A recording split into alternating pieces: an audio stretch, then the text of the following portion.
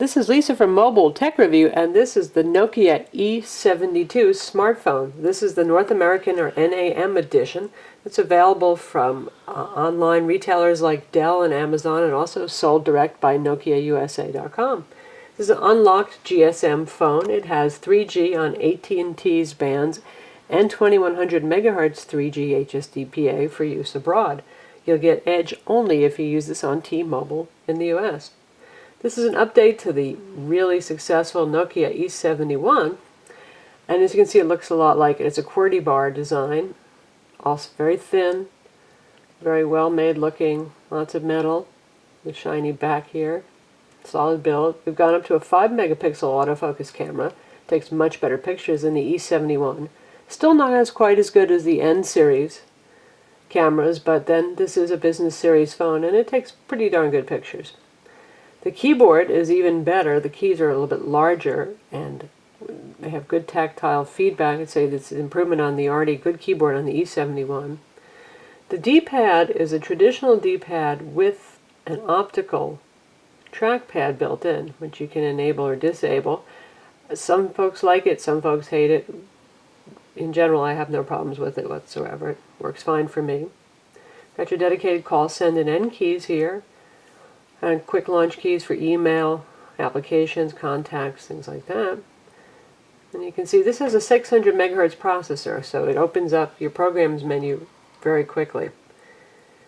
We'll take a look here, open up another one. That's very fast for a Nokia S60 smartphone. Speaking of which, this runs S60 3rd edition, Feature Pack 2 on Symbian OS 9.4.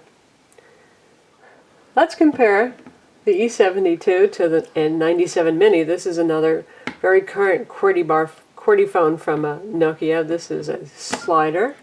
It's a lot like the N97, only a little bit smaller. That's why it's called the Mini. So it's a different kind of form factor here. You do get a higher resolution display and a touchscreen with the N97 Mini. They're both very well-made products. The Nokia E72 sells for about $420, while the E97 Mini currently sells for around $560, so it does cost more. The 97 Mini does have a better camera on it.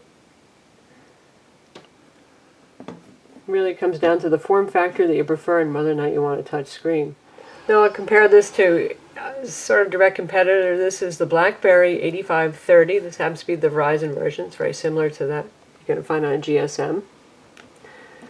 They both have the little optical D-pad here.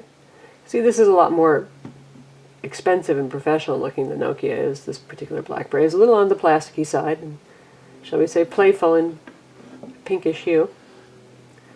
The Nokia is a little bit taller, more than a little bit, and it is significantly thinner than this BlackBerry curve.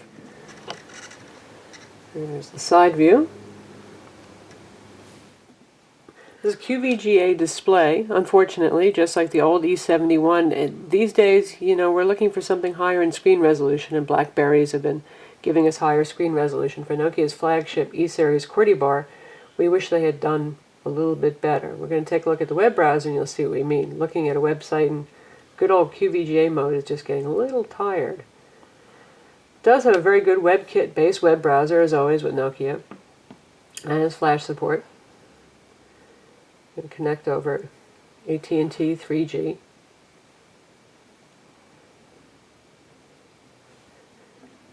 And we'll go to our own web page. So here's our website, full desktop version in QVGA Glory. As you can see, you're seeing very little of the page at a time. Of course, you can scroll around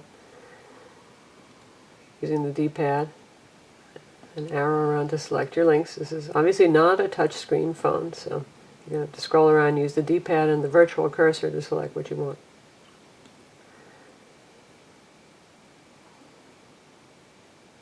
Page rendering is very good, and speeds are quite good. In fact, we have a little HSDPA love here in the Dallas area, and we're actually getting about 1.6 megabits per second download speed.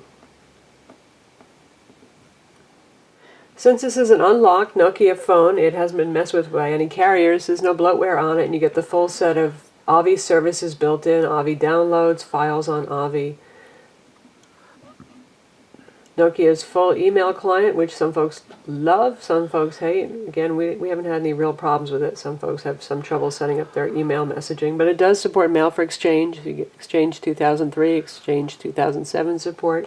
Also works with Gmail for email. Can sync with Exchange for PIM data. It can also sync over USB and Bluetooth with your desktop computer, Outlook, and Mac.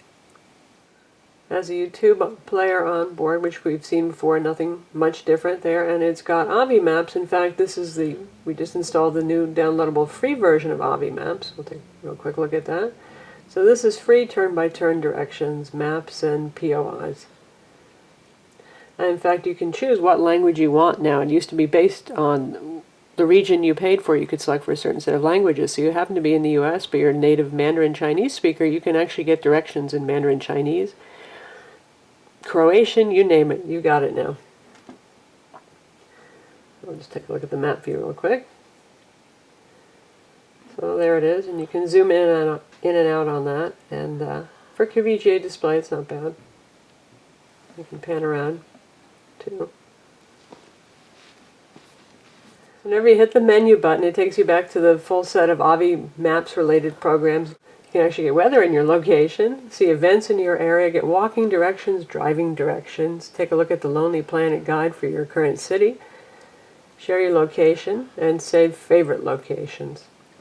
So that's the Nokia E72 US edition. It's available now from online retailers in Nokia USA. It's the upgrade to the Nokia E71 with a 600 MHz processor, 512 megs of flash RAM with about 260 available to store programs and data. That's a big improvement over the E71. There's 128 megs of RAM, GPS, the 5 megapixel, autofocus camera with LED flash on the back, music player, video player, flash player, and a QVGA non-touchscreen display. Visit mobiletechreview.com to read the full review.